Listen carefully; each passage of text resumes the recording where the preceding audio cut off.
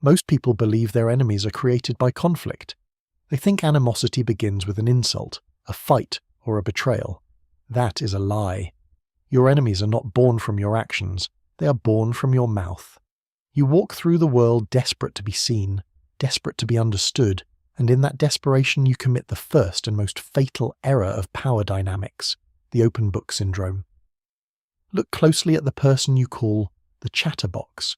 This is likely you, or who you used to be. The chatterbox believes that intimacy equals safety. They sit across from a colleague, a potential partner, or a friend of a friend, and they unlock the gates. They spill their financial anxieties. They detail their strategic plans for the next quarter. They confess their insecurities about their marriage or their fear of failure. They do this because they crave validation. They want the other person to say, "I understand you." But the world is not a therapy session. The world is a panopticon, and you are the prisoner standing in the center under a bright light, while the observer watches from the shadows. Every sentence you speak is data. To a predator, your dreams are not inspiring, they are leverage. Your fears are not relatable vulnerabilities, they are coordinates for an attack. This is the cold mechanics of information asymmetry. When you speak and they listen, the balance of power shifts. You're providing them with the raw materials to build a psychological model of your destruction. If they know you crave praise, they will use flattery to manipulate you. If they know you fear abandonment, they will use silence to torture you. The chatterbox thinks they are building a connection, but they are actually handing a loaded weapon to a stranger and turning their back. Now, contrast this with the Enigma. Watch how they move through a room. The Enigma understands that silence is not merely the absence of noise, it is an active, aggressive presence. It is a void that terrifies the insecure. When you speak to the Enigma, you feel the weight of their gaze. They do not feed you the validation you seek. They do not mirror your emotions. They remain static. This silence makes you uncomfortable. It triggers your anxiety, forcing you to talk more, to fill the dead air with more of your secrets, while they harvest every word. The Enigma is not shy. Do not mistake strategic concealment for social anxiety. Shyness is fear. Obscurity is armor. By remaining a void, the Enigma becomes unpredictable. You cannot manipulate what you cannot grasp. You cannot hit a target that dissolves into the fog. They have mastered the art of being present but effectively invisible. They control the flow of information like a dam controls a river. They release only what serves their purpose, and not a drop more. This is the discipline you lack.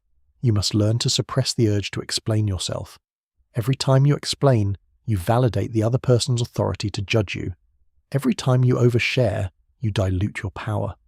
You must become comfortable with the awkward pause. You must learn to look at a person and give them absolutely nothing to work with. Let them project their own fears onto you. Let them guess your motives and get it wrong. Let them underestimate you because they are looking at a mirror, not a window. Niccolò Machiavelli understood this survival mechanism perfectly. He warned that men are so simple and so ready to obey present necessities that he who deceives will always find those who allow themselves to be deceived. But more importantly, he noted, everyone sees what you appear to be. Few experience what you really are. The distance between your appearance and your reality is where your safety lies. Close that distance and you die. Keep it wide and you become untouchable. You must rewrite your default settings. Stop broadcasting your signal. Become static. The next time you feel the urge to confess, to vent, or to seek approval, swallow the words. Taste the bitterness of silence. That bitterness is the taste of control. Drop this in the comments to anchor this reality. I am a void they cannot read. If you think your anger is a display of strength, you are already dead in the water. You believe that when you shout, when you slam the table, when you violently defend your honor against a petty slight, you are asserting dominance. This is the illusion that keeps you enslaved. In reality, you are not displaying power. You are revealing your strings. You have become the emotional puppet, and the world is full of people holding the scissors. Analyze the mechanics of provocation. It is a simple input-output system. An enemy, a rival at work, a manipulator in your social circle, or a subtle aggressor drops a calculated insult. They question your competence in front of a crowd. They make a joke about your past. They deliberately misunderstand your words. Your pulse spikes. Adrenaline floods your veins. The biological imperative to defend your ego kicks in, and you react, you snap back, you explain yourself aggressively, you attack them. You feel a rush of righteous energy, but you have just lost the war. To the puppeteer, your reaction is proof of ownership. They have mapped your nervous system. They know exactly which button to press to extract a specific behavior from you. If they want you distracted, they irritate you. If they want you to look unstable in front of superiors, they prick your pride. If they want you to reveal your strategy, they challenge your intelligence. You're no longer a free agent. You are a predictable biological machine operating on a stimulus-response loop. The puppeteer smiles, not because they won the argument, but because they verified that the remote control works. You must kill the reactive self. This is not about suppressing emotions until you explode. It is about decoupling the feeling from the action. You must transition into the sovereign mind. This sovereign mind understands that emotions are merely biological feedback, not tactical commands. When the insult lands, the sovereign mind does not erupt. It observes the spike in cortisol. It acknowledges the flash of heat. But it refuses to move. It creates a gap, an icy, deliberate pause, between the stimulus and the response. In that gap you regain your power. Niccolò Machiavelli warned that the lion cannot protect himself from traps, and the fox cannot defend himself from wolves. One must therefore be a fox to recognize traps, and a lion to frighten wolves. Your unbridled rage is the lion, blind, loud, and easily lured into a pit. You lack the fox. The fox understands that a trap is often baited with something you cannot resist, your own ego. When you refuse to snap at the bait, you break the mechanism of the trap. You force the enemy to recalibrate. Imagine the psychological violence you inflict when you deny them the reaction they crave. They insult you, expecting an explosion, and you look them in the eye with absolute zero affect. You do not blink, you do not defend, you do not attack. You maintain a silence so heavy it sucks the oxygen out of the room. This non-reaction is not passivity. It is an act of extreme aggression. You're signaling that their opinion has no currency in your economy. You're signaling that they are too insignificant to disturb your equilibrium. By refusing to engage, you mirror their irrelevance back to them. You leave them holding the bag of their own toxicity. They offered you poison, and you refuse to open your mouth. Now they must swallow it themselves. This is the ultimate power move, to stand amidst chaos and remain entirely untouched. You're not weak for staying silent. You are untouchable. You have cut the wires, and the puppeteer is left pulling at nothing but air. And this is where the vast majority of people sign their own death warrant. You have mastered your emotions, you have observed the trap, and now you decide to strike back. You decide to set a boundary or expose a manipulator. But at the critical moment, your hand shakes. You feel a sudden pang of guilt. You worry about being too harsh, so you pull the punch, you deliver the blow, then immediately offer a bandage. This is mistake number 3, the half measure. It is the most dangerous error in the history of human conflict. When you strike an enemy just enough to hurt them, but not enough to remove their power, you do not create peace. You create the wounded snake. A snake left alone might slither away. A snake that is dead cannot bite. But a wounded snake is a creature of pure, focused venom. It is in pain, it is cornered, and it knows exactly who caused its suffering. By injuring your opponent without disabling them, you have ensured that their vengeance will be total. You have not taught them a lesson, you have given them a mission. Analyze the psychology of the hesitant striker. You operate under the delusion that moderation is a virtue. You believe that by showing restraint, by leaving the door open, or by softening the blow, you are being the bigger person. You think they will appreciate your mercy. This is a fatal miscalculation. In the dark dynamics of power, your restraint does not look like mercy. It looks like weakness. It looks like you lacked the conviction to finish what you started. You exposed their lie in a meeting, but then you laughed it off to lighten the mood. You broke up with the toxic partner, but you agreed to stay friends to be polite. You fired the thief, but you gave them a letter of recommendation to avoid a scene. In every instance, you left the enemy with resources. You left them with access. You left them with their dignity intact and a burning desire to settle the score. Niccolò Machiavelli understood this mechanism with terrifying clarity. His instruction was binary and brutal. Men must either be caressed or annihilated. The logic is surgical. If you do them a minor injury, they remain strong enough to seek revenge. If you destroy their capacity to harm you, they can do nothing. Therefore, the injury that is to be done to a man ought to be of such a kind that one does not stand in fear of revenge. Do not mistake this for physical violence. We are discussing the physics of influence. To annihilate an enemy in the modern world means to completely remove their leverage over you. If you cut a toxic tie, you do not leave a single thread attached. You do not block them on one platform and leave another open. You do not explain your decision. You sever the connections so cleanly that you cease to exist in their world. You remove their ability to reach you, to trigger you, or to affect your reputation. The hesitant striker believes they are being kind, but they are actually the cruelest person in the room. By refusing to end the conflict decisively, you prolong the suffering. You turn a quick execution into a messy, bleeding struggle that drags on for years. You're using a dull blade because you're too afraid to swing a sharp one. True mercy is a clean cut. True cruelty is keeping the wound open because you are afraid of the blood. You must transition into the finisher. The finisher does not start fights, but they end them. They understand that a conflict is not a negotiation. It is a restructuring of reality. When you decide to act, your action must be total. You do not strike to hurt, you strike to resolve. You do not aim for their feelings, you aim for their leverage.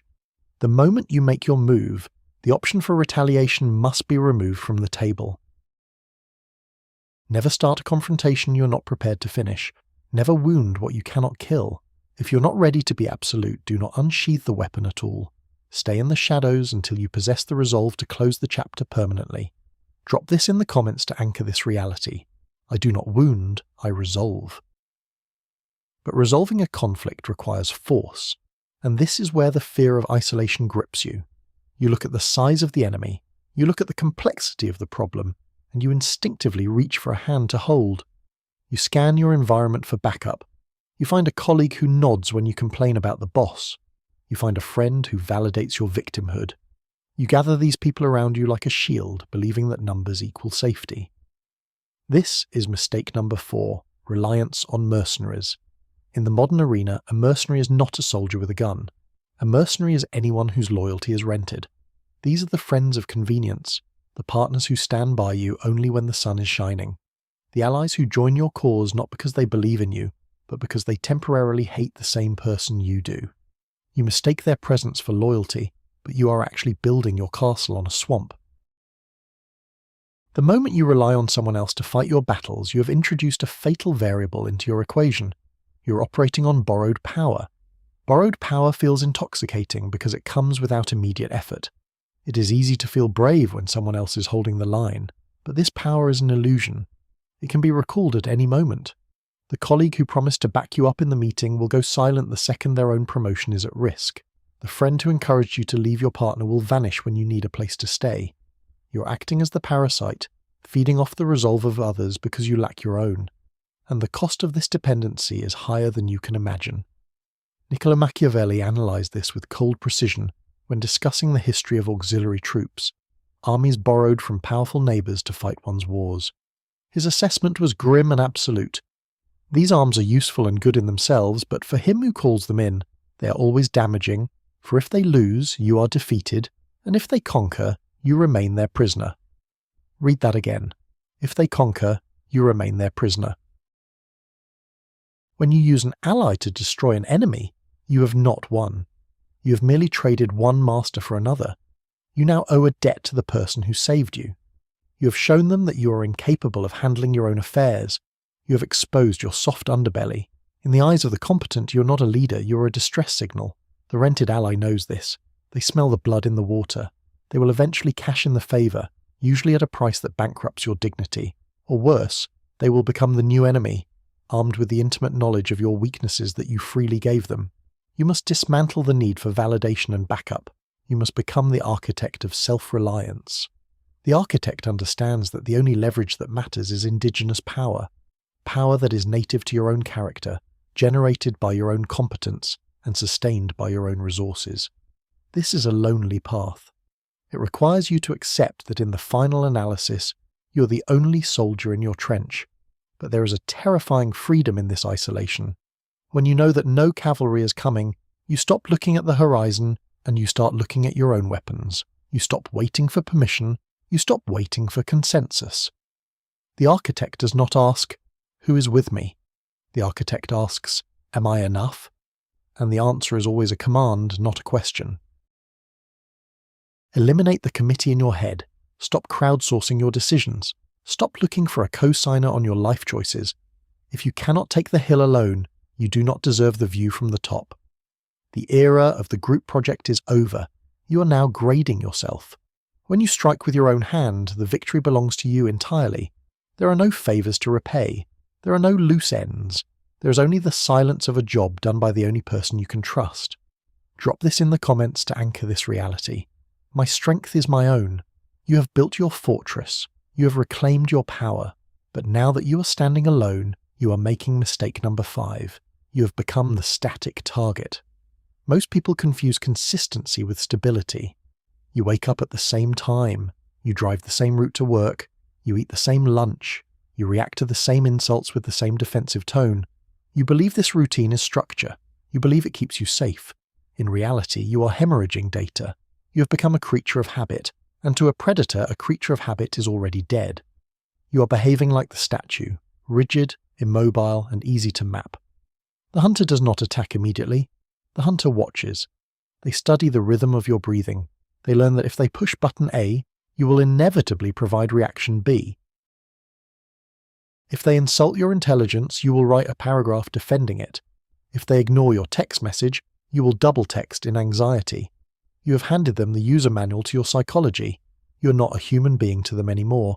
You are an algorithm, and once an algorithm is decoded, it can be exploited with zero effort. Predictability is a death sentence. When you move in straight lines, the enemy can calculate exactly where you will be when the arrow lands. They do not need to be faster than you. They only need to know your schedule. By clinging to your comfort zone, you are doing the enemy's work for them. You are holding still while they adjust their aim. You must destroy the pattern. You must abandon the rigid form of the statue and adopt the nature of the river. The river has no fixed shape. It adapts to the container. If it meets a rock, it flows around it. If it meets a drop, it becomes a waterfall. It is impossible to break the river because the river yields to nothing and everything simultaneously. Niccolò Machiavelli observed this dynamic when he spoke of fortuna, the chaotic, unpredictable force of luck and circumstance that rules half of our lives. He warned that the man who remains stubborn in his ways will fall the moment the times change. He wrote, "He is happy whose mode of procedure accords with the needs of the times, and similarly he is unfortunate whose mode of procedure is opposed to the times." To survive fortuna, and to survive the hunter, you must become formless. This requires a violent disruption of your own rhythm. If you are known for your quick temper, the next time you are provoked, you must offer them absolute terrifying silence. If you are known for being available and accommodating, you must suddenly become unreachable. If you are known for attacking from the front, you must vanish and strike from the flank. You are creating a glitch in their radar. When the hunter expects a reaction and gets nothing, they panic. Their simulation of you fails. They fire their weapon where they thought you would be, but you are not there. They start to doubt their own perception. They start to overextend, making sloppy moves to force a reaction out of you. This is the art of strategic chaos. You are not changing your personality. You are masking your intentions. You are introducing noise into the signal. Stop broadcasting your next move. Stop explaining your reasoning. Stop being the reliable character in someone else's play. Let them think you are foolish, then show them you are brilliant. Let them think you are weak, then show them you are iron. Let them think you are retreating when you are actually circling for the kill. The moment you become predictable, you are a commodity. The moment you become formless, you are a threat. You must wake up every day and ask, am I following a routine or am I executing a strategy? The routine comforts you, but the strategy saves you. Break the cycle before it breaks you. Be the mist they cannot grasp. Be the smoke they cannot choke. Drop this in the comments to anchor this reality. I am the shapeshifter. You have dissolved your rigid habits. You're ready to move with the current. But as you step into the darkness, you stumble over mistake number 6, moral arrogance. This is the most dangerous lie you were ever told. You were raised on fairy tales where the knight slays the dragon, where the honest man gets the promotion, and where the truth always wins in the end. You believe that if you follow the rules, your enemy must follow them too. You believe that there is a cosmic referee keeping score, waiting to penalize the wicked and reward the righteous. This belief is not just naive, it is suicidal. You are acting like the martyr. The martyr enters the arena with a rule book, while the enemy enters with a sword. When the enemy lies to destroy your reputation, the martyr gasps and says, "That is unfair." When the enemy steals your credit, the martyr whispers, "The truth will come out." When the enemy strikes while you are down, the martyr cries out, "You're not allowed to do that." But the enemy does not care. While you're busy being right, they are busy winning. You are suffering from the just world delusion. You think your moral superiority is a shield. It is not a shield, it is a blindfold. You look at the wolf, and you expect him to act like a sheep because you are a sheep. You project your own conscience onto a predator who has none. The wolf sees your morality not as a virtue, but as a lever. He knows you will not lie, so he lies without fear of contradiction. He knows you will not strike first, so he takes his time to aim. He knows you value taking the high road, so he pushes you into the mud knowing you will not drag him down with you. Your desire to be the good guy is making you the dead guy. Understand this distinction. The martyr wants to be right. The realist wants to be effective. The martyr cherishes his clean hands while he loses everything: his job, his status, his leverage. He comforts himself with the thought that he is morally superior to the man who defeated him. This is the consolation prize of the loser. History is written by the victors, not the virtuous. To survive, you must shatter the illusion of the fair game. This does not mean you must become evil. It does not mean you become a sociopath. It means you must become capable of violence so that you are not a victim of it. You must learn to speak the language of the wolf, even if you choose not to howl. If your enemy plays dirty, you do not complain to human resources or cry to your friends. You adjust. You realize the rules have changed. You stop playing the game you wish existed, and you start playing the game that is actually on the table. If they use deception, you use misdirection. If they use aggression, you use traps. Niccolò Machiavelli saw the ruin of many great men who refused to adapt their morality to the reality of their situation. He stripped away the pretense of politeness with a single brutal observation in The Prince.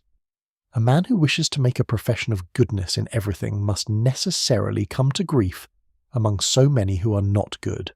Therefore it is necessary for a prince who wishes to maintain himself to learn how not to be good, and to use this knowledge and not use it, according to the necessity of the case. Read that again. Learn how not to be good. It is a tool, not a lifestyle. You keep your sword sheathed, but you keep it sharp.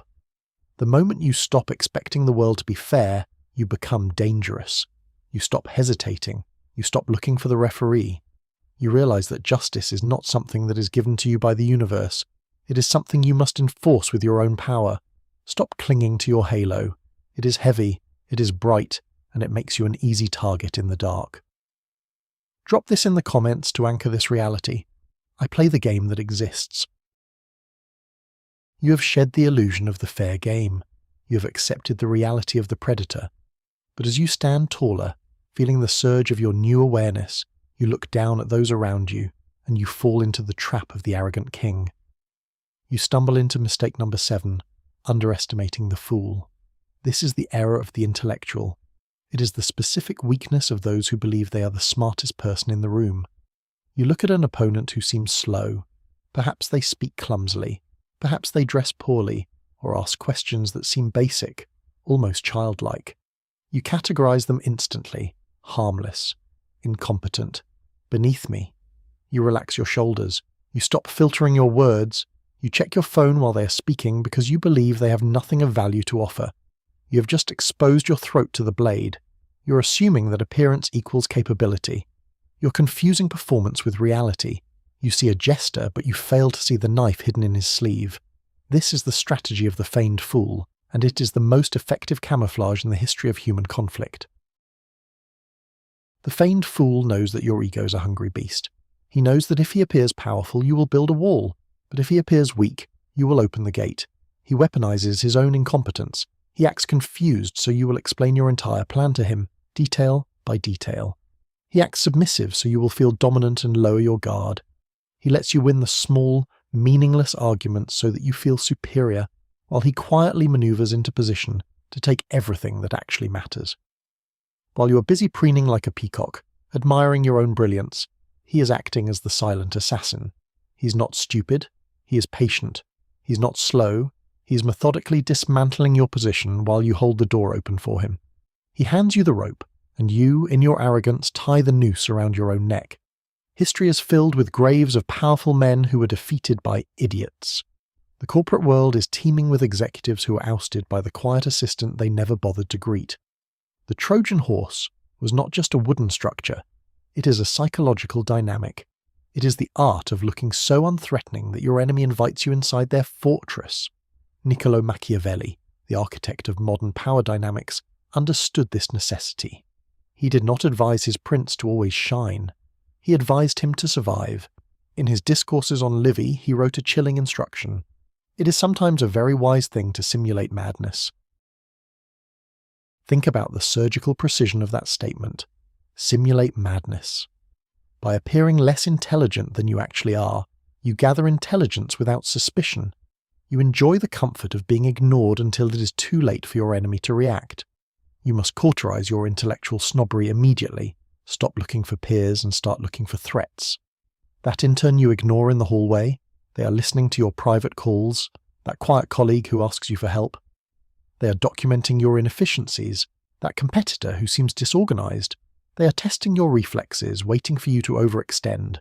The most dangerous person in the room is rarely the one shouting orders or boasting about their achievements. The most dangerous person is the one watching, listening, and calculating the exact cost of your destruction.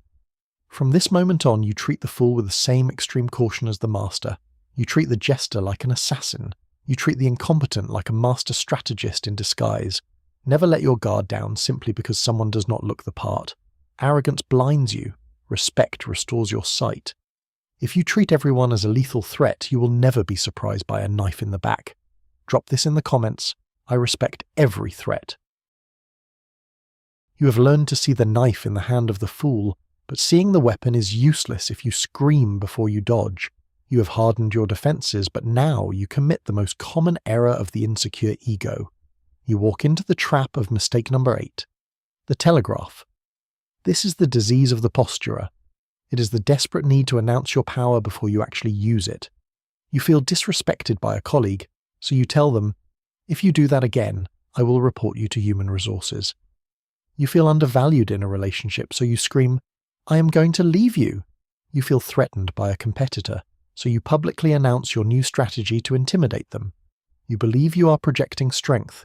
You believe you are establishing dominance. You are wrong. You are simply handing your enemy a map of your intentions and giving them the time they need to destroy you. A threat is not an action. A threat is a warning. And in the laws of power, a warning is a gift. When you telegraph your blow, you trigger your opponent's survival instinct. You wake them up. By announcing that you intend to strike, you force them to raise their shields, dig their trenches, and sharpen their own blades. You turn a surprise attack into a war of attrition. You had the advantage of the initiative, and you traded it for a moment of ego gratification. Why do you do this? Why do you bark before you bite? Psychologically, it is because you are afraid to act. You hope the threat alone will be enough to make them submit, saving you the trouble of actually doing the dirty work. You want the validation of being feared without the risk of conflict. This is the strategy of the barker, and the barker always loses to the biter. Real power is never heard until it is felt. Look at the true masters of conflict. The most dangerous predator in the jungle is not the one roaring, it is the one you never saw coming. The most lethal layoffs in the corporate world are not the ones preceded by angry meetings. They are the ones that happen on a quiet Tuesday morning when access cards suddenly stop working. This is the archetype of the ghost. The ghost understands that information is ammunition. Every word you speak about your plans is a bullet you hand to your enemy. If they do not know what you are doing, they cannot defend against it. If they do not know where you are striking, they cannot wear armor in the right place. You must learn to decouple your ego from your actions. You do not need them to know you are angry. You do not need them to know you are plotting. You need them to realize they have lost only after the game is already over. In physics, light travels faster than sound. You see the lightning strike long before you hear the thunder. Power must operate the same way. The impact must occur before the noise. If they hear the thunder of your anger before the lightning of your action, you have failed. The thunder should only be the sound of the reality you have already created. Stop telling people what you're going to do. Stop posting your next move on social media to prove you are grinding. Stop threatening your enemies. If you're going to report them, file the paperwork in silence. If you're going to leave, pack your bags while they are at work and vanish. If you're going to compete, launch the product before they even know you were building it. Sun Tzu, the ultimate strategist, codified this over 2,000 years ago. He did not say, "Scream at your enemy until they retreat." He wrote, "Let your plans be dark and impenetrable as night, and when you move, fall like a thunderbolt." Dark, impenetrable, sudden. There is a terror in silence that noise can never replicate. When you scream, you are human, emotional, and predictable. When you are silent, you are an unknown quantity, and the human mind is terrified of the unknown. By denying them the telegraph, you force them to operate in a state of paranoia. They do not know when the blow is coming, so they exhaust themselves guarding against shadows. Let the silence build, and then strike.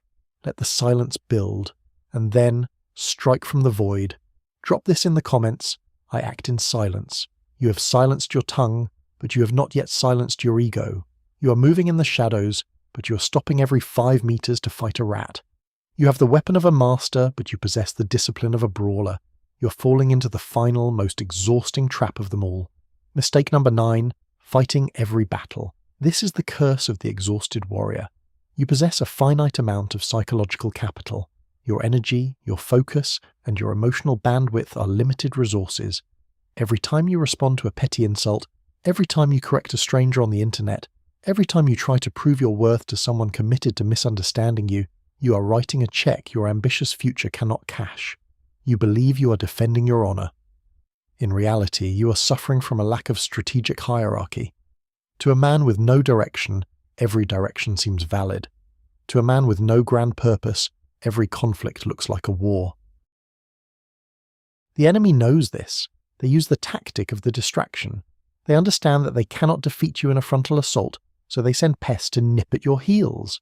They want you to turn around. They want you to break your stride. They want you to spend your high-caliber ammunition shooting at mosquitoes. When you stop to argue with a fool, you're not winning. You are being drained. You are trading your most valuable asset, your focus, for a moment of ego gratification that vanishes instantly. You must evolve from the exhausted warrior into the grand strategist.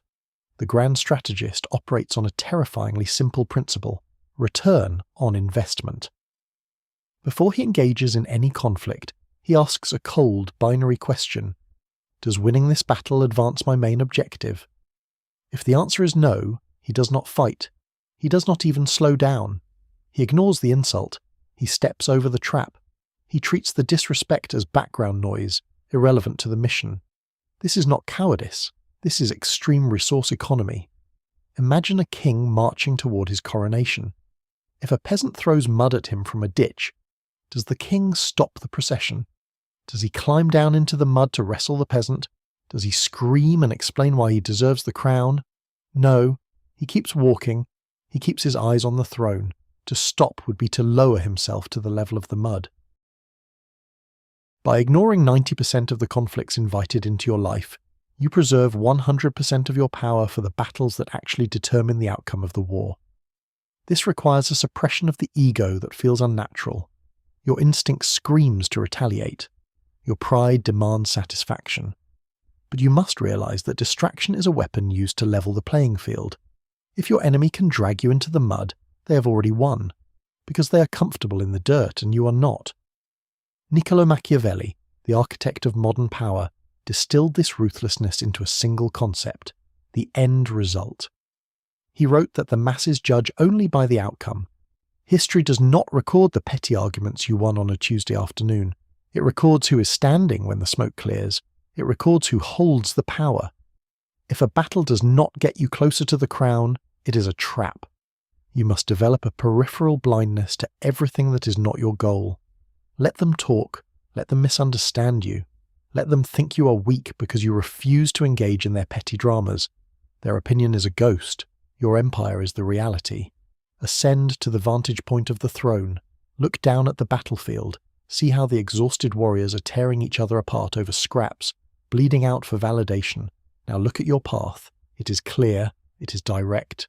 It requires total, unwavering focus. You have stripped away the need to reveal your plans. You have hardened your heart against emotional manipulation. You have learned to strike from the silence. Now apply the final seal to your power. Choose your war. Do not fight for applause. Do not fight for validation. Do not fight because you were provoked. Save your blade for the neck of the king, not the foot of the pawn. From this moment on, your attention is the most expensive thing you own. Do not give it away for free. Walk past the noise, step over the bait. Keep your eyes locked on the horizon. Drop this in the comments. I only fight for the crown.